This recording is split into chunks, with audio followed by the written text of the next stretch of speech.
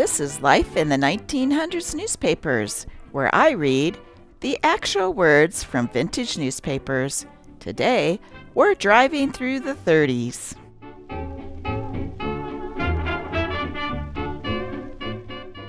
Did you know that the very first drive-in restaurant was Kirby's Pig Stand in Dallas, Texas in 1921?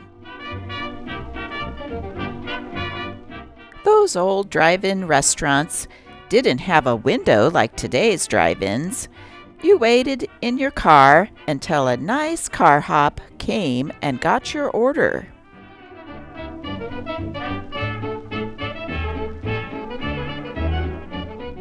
Before we start today's newspaper, that's in the 1930s, I wanted to show you this 1940s very entertaining clip about some car hops.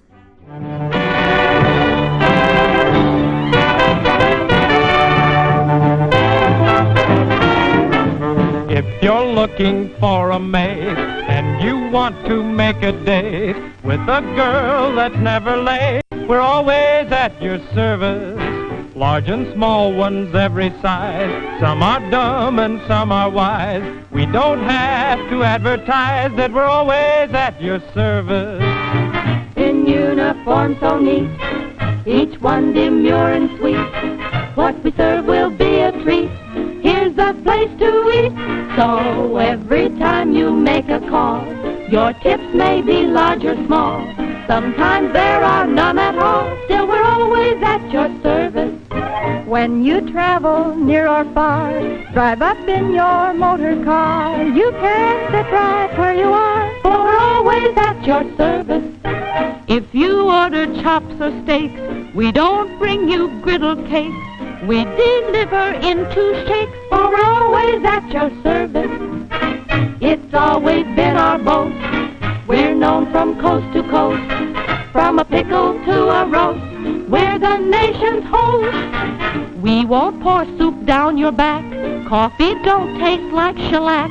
This drive-in is not a shack, and we're always at your service.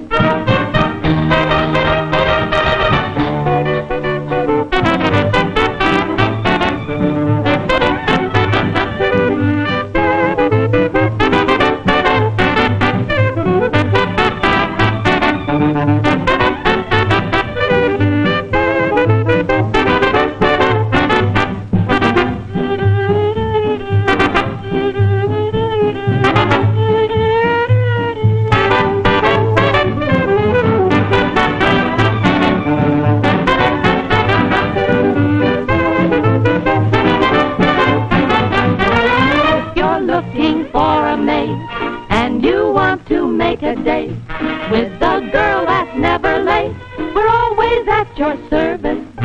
Large and small ones every size. Some are dumb and some are wise. We don't have to advertise that we're always at your service.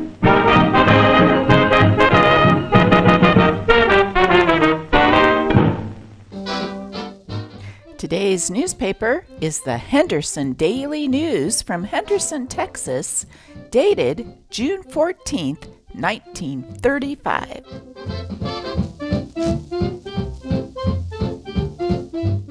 Representative William T. Schulte, Democrat, Indiana, patronizes Tony's Place and doesn't care who knows it.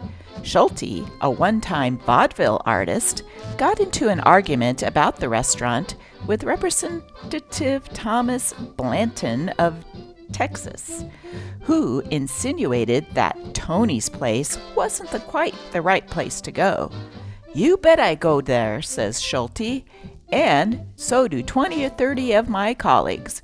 Yes, and some of the senators too. I take my wife to Tony's Place, and I hope you, Blanton, go there too." In the 30s, Tony's Place had, concealed behind false walls, bootlegging, and slot machines. Yes, not only bootlegging was illegal in the 1930s, so was illegal gambling, and here they are destroying some of them. And did you know, for a brief time in the 40s, Pinball machines were also banned. Why? Because it attributed to the delinquency of minors. Let's take a look at some 1935 prices. This is from Safeway stores. Nice firm lettuce, 2 for 9 cents. Large size calabos, each 10 cents. Green bell peppers, per pound, 9 cents. Fresh corn, 2 for 5 cents. Homegrown black-eyed peas, a pound is only 2.5 cents. Grape juice pint bottle, 15 cents. Cherries, 2 cans for 25 cents. Airway coffee, 2 pounds for 29 cents. Leg of lamb, for a pound, 15 cents. I was very excited to see this original 1935 recipe for snickerdoodles, my favorite.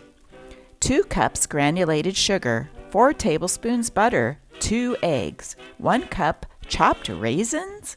I don't do that.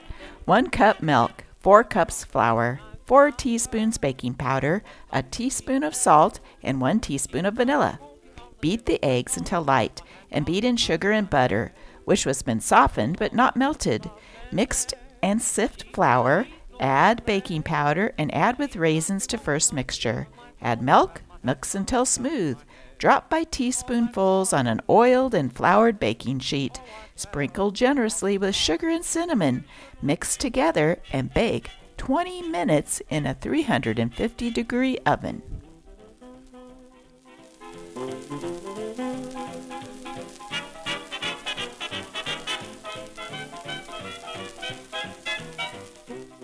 A gingery light fantastic, the embodiment of grace and harmony as they whirl about the polished floor. Filmland's famed dance partners, Fred Astaire and Ginger Rogers, provide a new and preppy number that has them all a-whirl. This dance, to be featured in a forthcoming Hollywood production, is aptly titled Catch a Train. To judge them from the scene above, they caught it.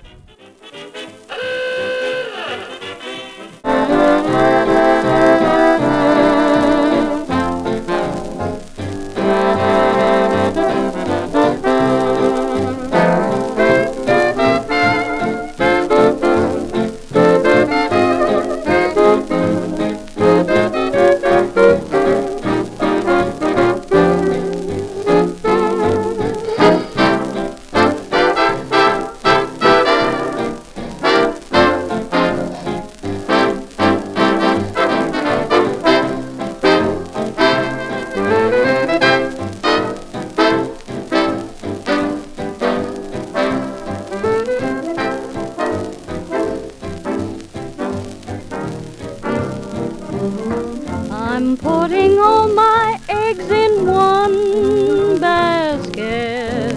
I'm betting everything I've got on you.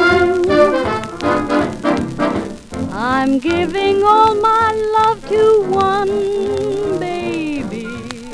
Heaven help me if my baby don't come through. I've got a great big amount saved up in my love account, honey, and I've decided love divided in two won't do. So I'm putting all my eggs in one basket. I'm betting everything I've got on you.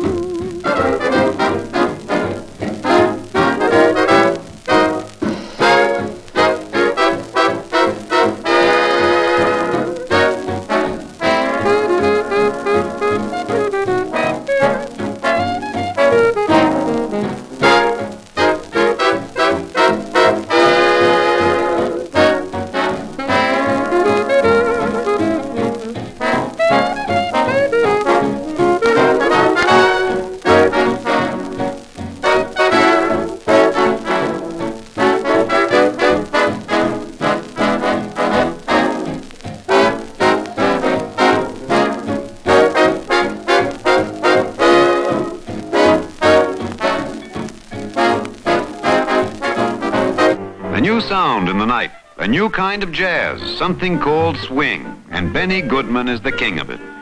It starts in the dance joints, jams the theaters, even raises the roof at classical Carnegie Hall. And with it comes a new breed of flaming youth, the Jitterbug.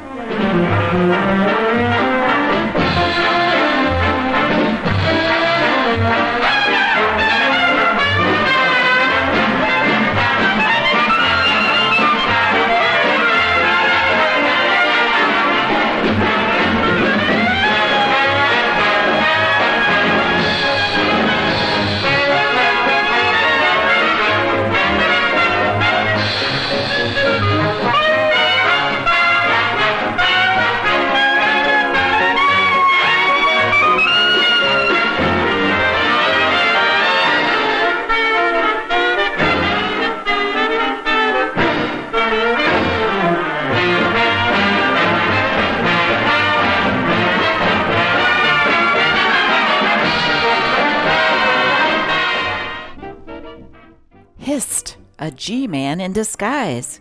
It's hard to believe that kidnappers and other hard-boiled underworld gentry dread this mild-appearing gentleman in cap and gown, but it's true, for he's J. Edgar Hoover, head of the Department of Justice Bureau of Investigation and boss of the G-men shown in the dignified garb in which he received an honorary Doctor of Laws degree at the George Washington University, Washington, D.C. the other day.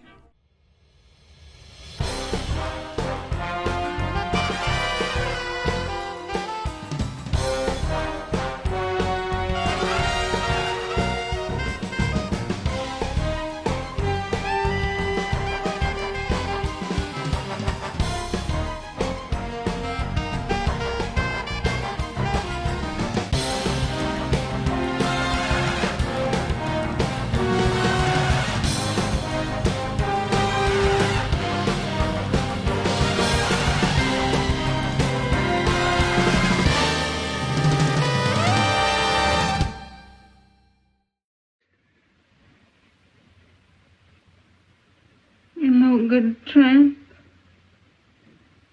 Mom, ain't you glad to see me? That's how glad I am. You dog. You dirty yellow dog, you. Mom, what kind of talk is that? Don't call me Mom. You ain't no son of mine. What do you want from me now? Then get out of here before I crack your face again. Get out of here. I killed a guy for looking at me the way you are now. Yeah. You're a killer, all right. You're a murderer. You're a butcher, sure.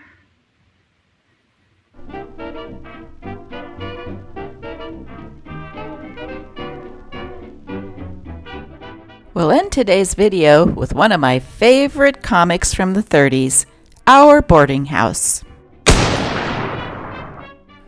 Egad, I would have gone up on a gallows tree on the claim that this elephant gun was not loaded. The madam is at a card party. What will I tell her, lad? She'll be sure to notice it. Well, you can't blame it on high kicking.